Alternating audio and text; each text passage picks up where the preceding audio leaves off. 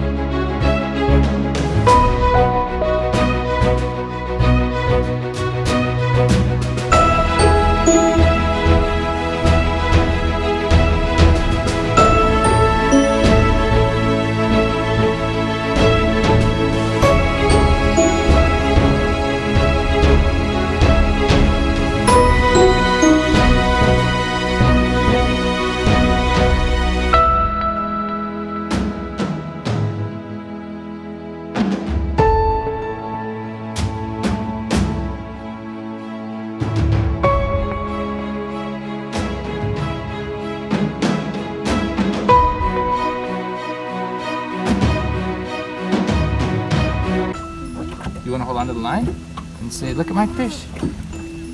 My fish. Yay, look at Uncle Nate. Look at my fish. Look at my fish. Look at your fish. I'm gonna fish it back in. All right, we'll throw him back in. Ready? You want to help me? You reeled that thing great, You honey. want to touch him? Got it all by yourself. Olivia, you want to touch him?